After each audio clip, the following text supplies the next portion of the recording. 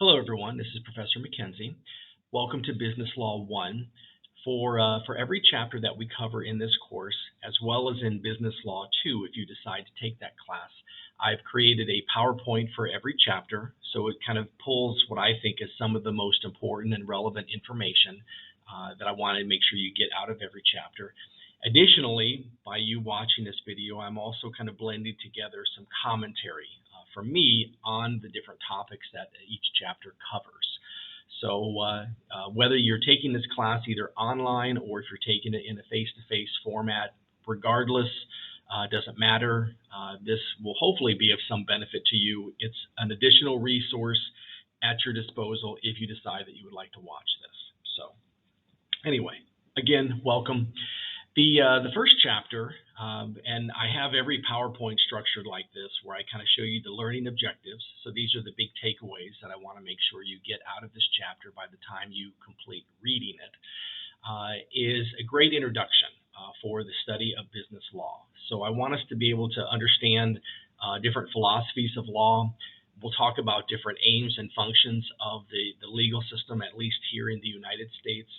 We'll talk about the intersection of politics and law, as well as identify sources of law, and then we'll kind of look at just some basic differences and things to contemplate as we compare the United States with other countries. So that's the focus for Chapter 1 in this class. So when we talk about reasons why we have law, the system that we've created here in the United States, even though maybe a lot of us don't think about it day in and day out, we really do rely upon having a stable kind of system and framework in which to conduct our lives. So whether it's us as individuals, as we go about our day in and day out activities, or if it's us as, maybe business owners or managers, we rely on the consistency and the clarity that law provides. We may not always agree with what law provides, but at least at the end of the day, we know that there's going to be a framework in place that we can kind of know, okay, if once we learn the system and the rules that are in place, we can hopefully successfully navigate it. So law provides that conduit of consistency and hopefully some level of comfort so that we can, master the process and that we can kind of successfully kind of get to whatever our end game or our goals are for that day, for the year, for our lives, whatever it might be. Law establishes rights and responsibilities. So we're going to especially look at that in upcoming chapters when we start to discuss contracts. And so, for all the agreements, all the things that we enter into in our daily lives, there's going to be these threshold moments where, we're going to be afforded either rights or responsibilities depending on the nature of the transaction that's occurring. And overall, hopefully law helps keep things running smoothly. That's the ultimate goal. I always, try and relate in class, we could live in a state of nature, as a species. Think of the animal kingdom. As far as I know, when you think of giraffes and elephants and sea turtles and all the different, types of species that inhabit this planet with us, as far as I know, they don't have any, formal system of governing and any kind of system of laws, that they kind of, self-regulate like we do as humans. And we as humans could live in a state of nature like that. We could just live, in the forests, on islands, on different parts of the planet, on a mountain, and we could be completely separate and independent of each other, and our survival would be just on our own. But hopefully, what we've kind of learned as a species, and this is something that I think each successive generation has to kind of appreciate, is that, we give up pure freedom in a state of nature in exchange, hopefully, for the benefits of living in communities. So if you think of the progression that humanity has kind of taken, a very broad kind of perspective on society, we might have originally kind of banded together in very small kind of like villages or tribal type conditions. And then, of course, we kind of build upon that slowly. We develop rules, we develop languages, we develop, larger communities, so we grow into cities and then, nations and states. And so at the end of the day, hopefully, because we live in a community, You know, if there's an emergency, if my home is on fire, hopefully the fire department shows up and helps me put it out. If I have a medical need and I need, the services of a physician, hopefully I can get to a hospital and someone can provide, whatever the medical attention is that I require. Other than that, I mean, if we didn't have a community and we were just, in a state of nature like animals, it would just be on our own, And so, if my dwelling was, threatened by fire or some other calamity, no one would be there to help. If I was suffering some sort of medical injury or a problem, again, no one would be there for me. And it would just be, I would either survive or I wouldn't. So, the reasons why we have law, why we have society, it's complex in today's kind of, modern age, but really it kind of comes down to that, do we, kind of buy into the benefit of having a society and having a system of laws in place that help govern and kind of guide us as we go through life. Some of the goals of our system here in the United States, and obviously if you were to go to other countries, there might be some overlapping goals, but then there's going to be some different ones. Every country is a reflection of its culture, of its values, of its people. And so, even though there may be some common elements when we think of goals from country to country, there's going to be differences.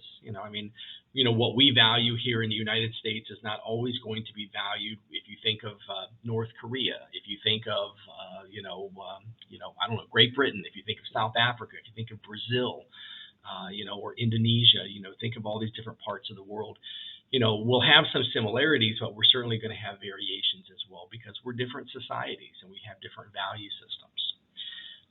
The things that we value here in the U.S., as you can see on this list, obviously we want to keep the peace, so we want to try and provide a system that hopefully, we can kind of coexist in an environment that is as safe as possible. We want to maintain the status quo, in terms of, this system of consistencies that we've established and built over time. We want to try and preserve individual rights, promote social justice.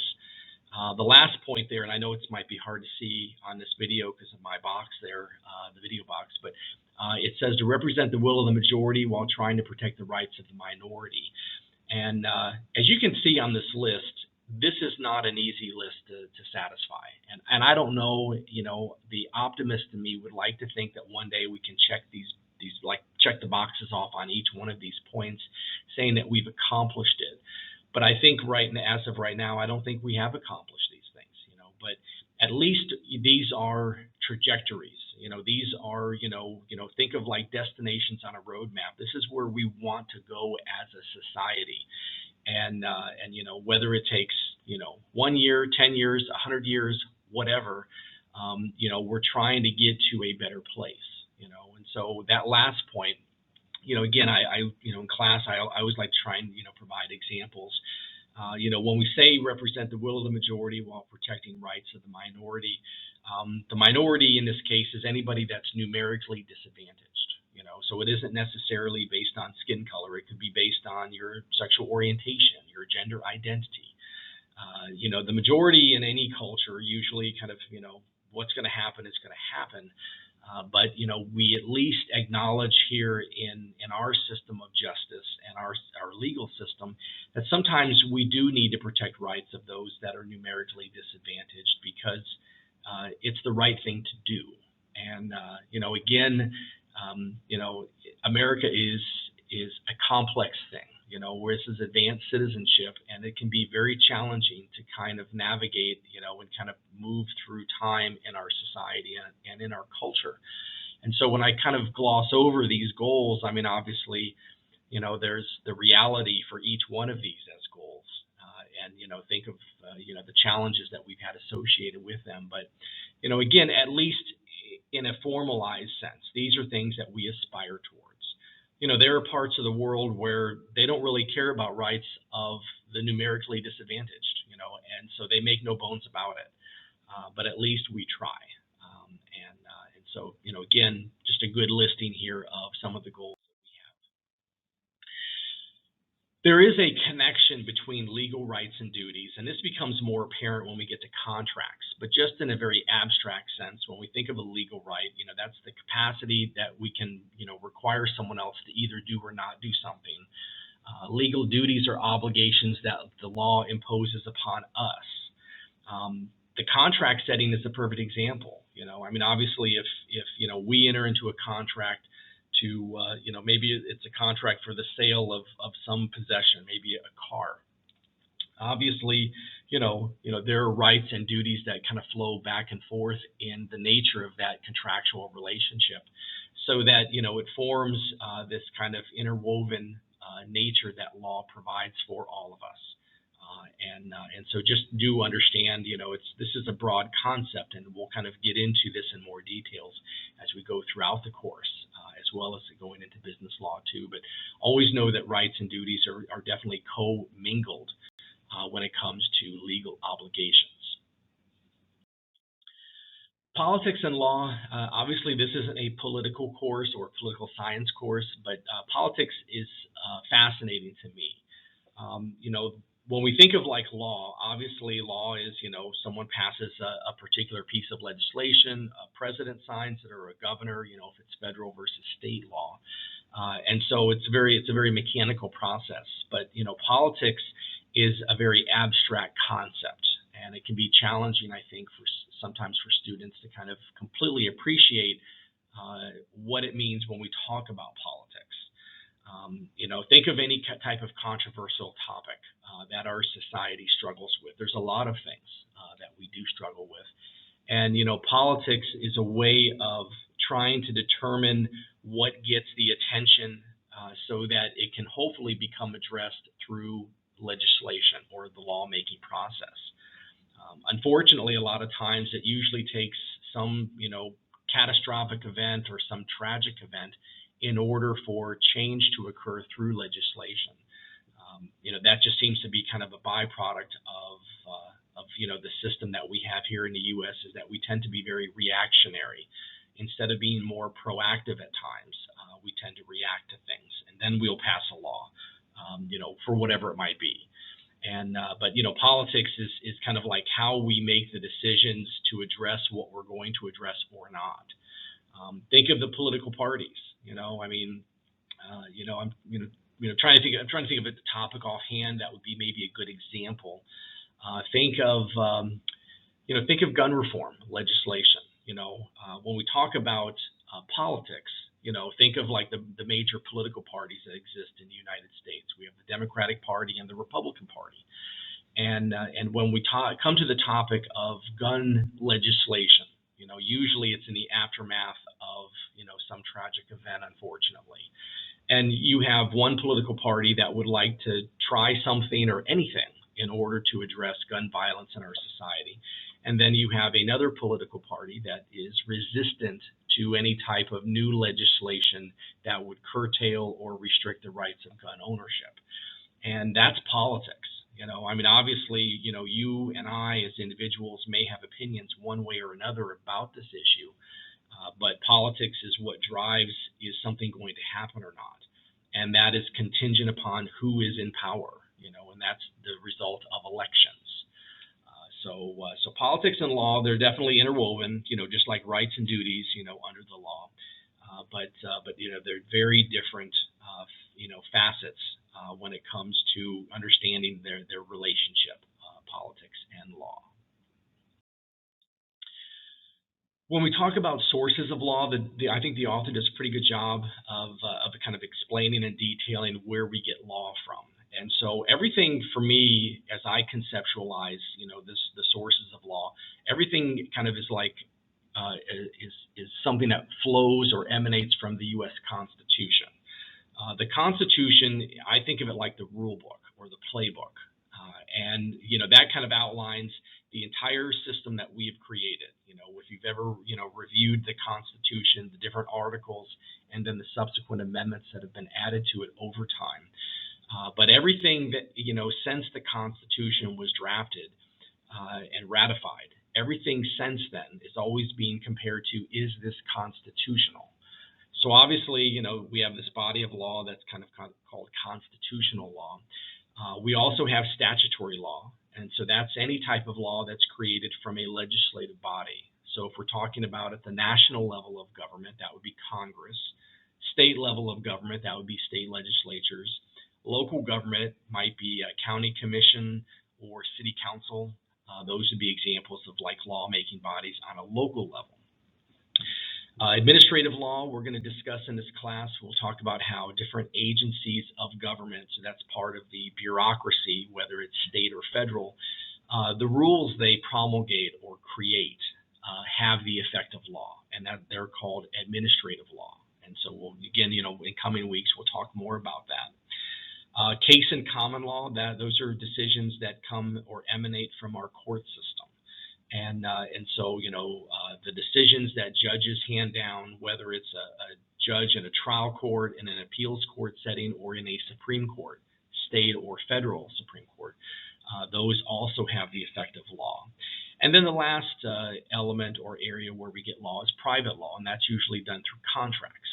And so again, when we get to the contracts portion of this course, we'll talk about some examples where, a contract can actually be a source of law for the parties that have signed off on it. So we have a very adaptive system.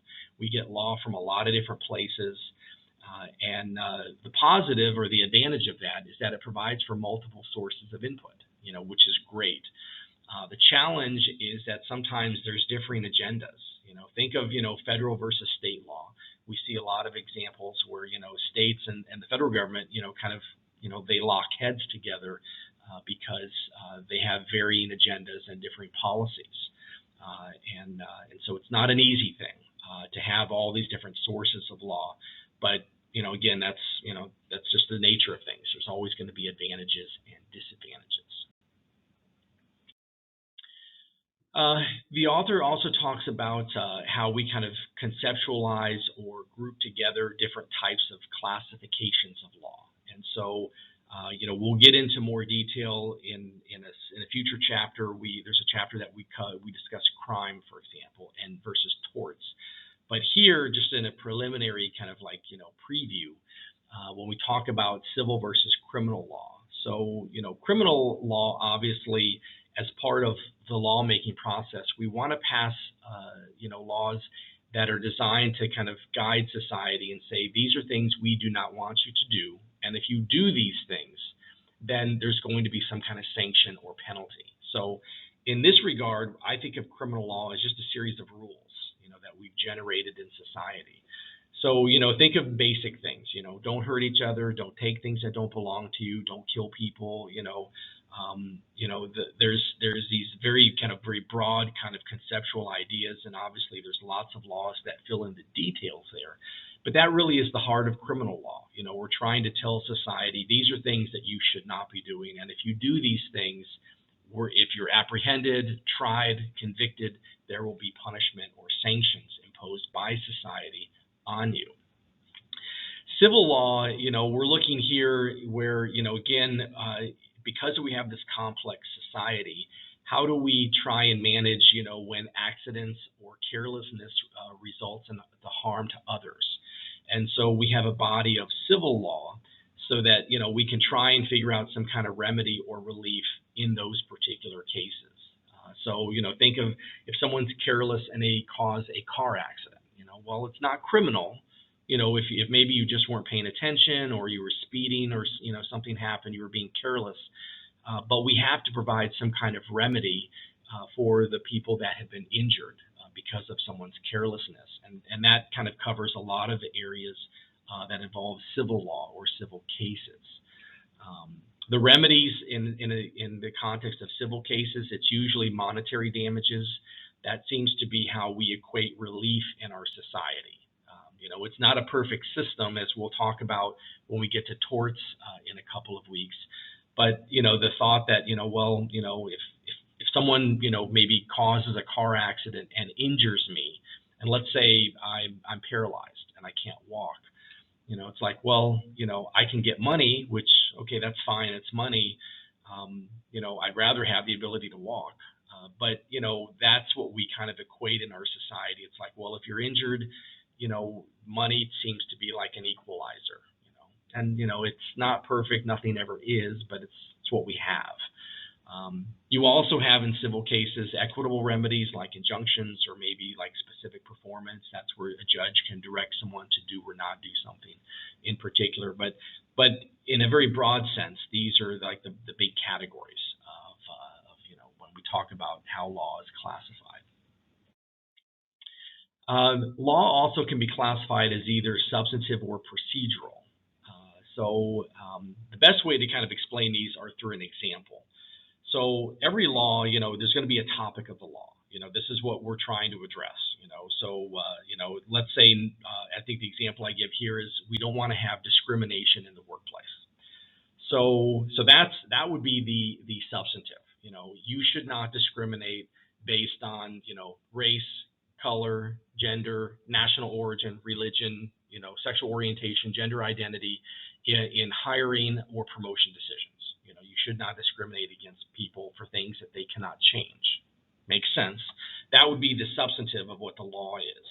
The procedural is, well, what do I do if I think I have been subjected to discrimination over one of those categories that I cannot change?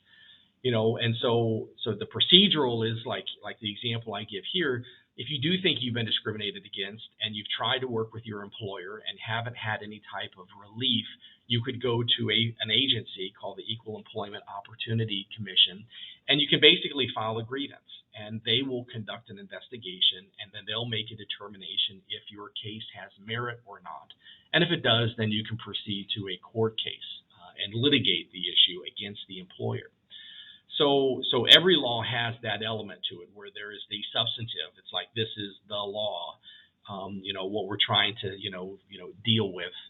And then there's also going to be a procedural aspect to it. Well, what if there's a problem with the substance of this law? How do we enforce the rights or the obligations that flow from that law?